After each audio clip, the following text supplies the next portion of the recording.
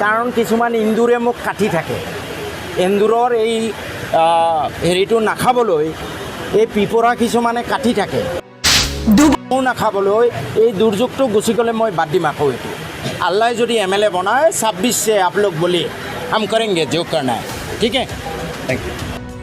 आसाम पक्ष दर्शक को तिहिं और मिद मारांग भयंकर डुबदाते धसावकान खबर नेल चितना चेदा जे नोआ बिकी गड़ा रिया ब्रिज पश्चिम नखा राज डहार दो बिकी गड़ा रिया डुबदाते घासाव से नोआ धसावते तिहिं धसाव चाबायना और नोआ नित ऑक्टे रे जुदी बात को जुता एंडे खान 20 लाख खन बढ़ती माने अड़ी ढेर समस्त अड़ी गान आतु लाख लाख आतु होड़ा सानाम टोला ध्वंस चाबा तकुआ मेनखान नोआ चेद लेका को जुता देलांग नोआ इदी कतेन एटा विधानसभा रन MLA नोआ कथाय रोड का सब प्रथम कथाটো মই ক'ব খোজো যে কৰাৰ কম মোৰ অধীনত নহয়। মই বাগবৰ সমষ্টিৰ বিধায়ক। ইয়াত এজন বিধায়ক আছে, সমস্ত দায়িত্ব কৰ্তব্য আচলতে তেখেতৰ। যোৱাকালি যেতিয়া খবৰ পালোঁ যে এই ৰাস্তাটো বিচ্ছিন্ন প্ৰায় ফটো পালোঁ, তেতিয়া মই ৰ'ব নোৱাৰি ৰাইজৰ প্ৰতি যিহেতু মৰম স্নেহ আছে সেইকাৰণে মই আহিছোঁ। আৰু এই ঘটনাটোৰ কাৰণে মই PWD ডিপাৰ্টমেণ্ট জগৰীয়া, জলসম্পদ বিভাগ জগৰীয়া আৰু আমাৰ DC সাহেব জগৰীয়া 100%। 22 চনত এইটো চিগু অৱস্থা পৰৱৰ্তী পৰ্যায়ত DC হ'ল আমাৰ জিলাখনৰ চিফ মিনিষ্টাৰ। তেওঁ টেক আপ কৰিলে এইটো খৰালিত হ'লহেঁতেন, কিন্তু তেওঁ অকল অফিচত বহি থাকে। কি কৰিব এতিয়া তেওঁ নাজানে। আজি আহিছে তেওঁ। PWD আগতে টেক আপ কৰিব লাগিছিলে, কৰা নাই। কৰিলে নিশ্চয় কাম হ'লহেঁতেন। আজি মই কমিশ্যনাৰৰ লগত কথা পাতিছোঁ, চিফ ইঞ্জিনিয়াৰৰ লগত কথা পাতিছোঁ। দে আৰ ভেৰি পজিটিভ। PWD কালি টেকনিকেল টিম পঠাই আছে। ৱাটাৰ ৰিচোৰ্চৰ চিফ ইঞ্জিনিয়াৰ নিজে কালি আহি আছে। এই কামখিনিৰ কাৰণে 1,70,00,000 টকা চেংচন হৈছে ফেব্ৰুৱাৰী। আজি 7 মাহ হৈ গ'ল, 5 মাহ হৈ গ'ল, ৱাৰ্ক এলটমেণ্ট হোৱা নাই। আমাৰ বিভাগীয় অভিযন্তাৰ দায়িত্ব আছিলে, এটা ফৰ্মেলিটিজ থাকে, এটা টাইম লাগে, কিন্তু এক্সেপশ্যনেল কেছত অভিযন্তাজনে বা আমাৰ ৰাইজৰ প্ৰতিনিধিয়ে জনালে কামটো মাৰ্চৰ পৰা আৰম্ভ হ'লহেঁতেন। এতিয়া মোৰ সমষ্টিত নপৰে, মইতো এইটো লৈ মোৰ নগমাওঁ। ইয়াৰ স্থানীয় বিধায়কজনে যদি গৈ আব্বাসী চাহাবক বা চিফ ইঞ্জিনিয়াৰক ক'লেহেঁতেন, বা ইয়াৰ ইঞ্জিনিয়াৰজনে যদি ক'লেহেঁতেন, বা যদি আমাৰ DC চাহাবে ক'লেহেঁতেন, কাম 4 মাহ 5 মাহ আগতে আৰম্ভ হ'লহেঁতেন। এইবোৰ অসুবিধা। এই সুযোগতে আপোনালোকৰ জৰিয়তে পীযুষ হাজৰিকা ডাঙৰীয়াক আহ্বান জনাওঁ, প্ৰথমে মুখ্যমন্ত্ৰী মহোদয়ক তেখেতৰ আওকণীয়া মনোভাৱ, ৰাজনীতি কৰি আছে, লেতেৰা ৰাজনীতি কৰি থাকক, কিন্তু এই অসমখন ধ্বংস নকৰিব আপুনি।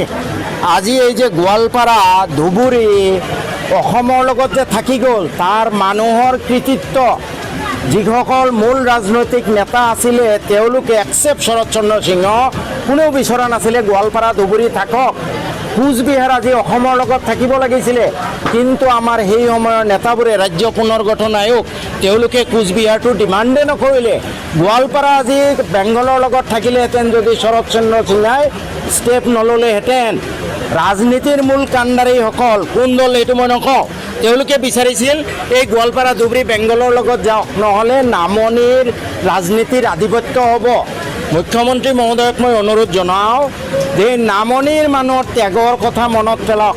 আপুনি লেতেৰা ৰাজনীতি কৰক না, ঘৃণাৰ টোপোলা লৈ থাকক, উন্নয়নৰ ক্ষেত্ৰত কোনো পাৰ্চিয়েলিটি নকৰিব, নহ'লে আপোনাৰ যি অপন অসমৰ 5খন ৰাজ্যৰ ভিতৰত অসম, এইটো কেতিয়াও পূৰণ নহ'ব। মই দেখিছোঁ ফ্লাডৰ কাৰণে সব জিলাত এজন মন্ত্ৰী দিছে, কিন্তু বৰপেটা জিলাত এজন মন্ত্ৰী দিয়া নাই।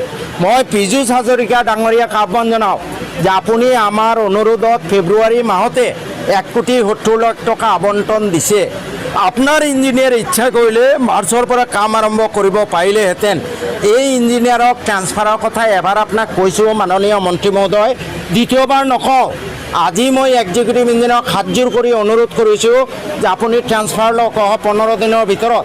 আৰু যদি ট্ৰান্সফাৰ নলয়, মাননীয় জলসম্পদ মন্ত্ৰী পীযুষ হাজৰিকা ডাঙৰীয়াক আগতীয়াকৈ জনাই থৈছোঁ, আপুনি বেয়া নাপাব, এই বৈষ্ণৱ তাক ফিল্ডত এনেকুৱা ব্যৱস্থা কৰিম সি এক ৰাতিৰ ভিতৰত ট্ৰেন্সফাৰ লৈ যাবগৈ, কিন্তু সেই অভদ্ৰামীবোৰ কৰিবলৈ আমাক বাধ্য নকৰাব। পীযুষ হাজৰিকা মন্ত্ৰী মহোদয়, আপোনাৰ বন্ধু হ'ব পাৰে বৈষ্ণৱ, নিয়ে আপোনাৰ কোৱাৰ্টাৰত ৰাখক, আপোনাৰ গাড়ীত ৰাখক, বৰপেটাবাসী ৰাইজক আপুনি উদ্ধাৰ কৰক, আমাক উদ্ধাৰ কৰক। যদি নকৰে, দ্বিতীয়বাৰ আপোনাক ৰিকুৱেষ্ট নকৰোঁ, এবাৰ কৰিছোঁ, দ্বিতীয়বাৰ আৰু 15 দিন বাট চাম, তাৰপিছত ফিল্ডত এনেকুৱা ব্যৱস্থা ল'ম যে বৈষ্ণৱ ইয়াৰ পৰা এক ৰাতিৰ ভিতৰত পলাই যাব। ক'ব পাৰে কালি পীযুষ হাজৰিকা বেআইনী কথা কৈছে, সেইকাৰণে যোগ কৰ্ণা হে ভাই কৰ লিজিয়ে।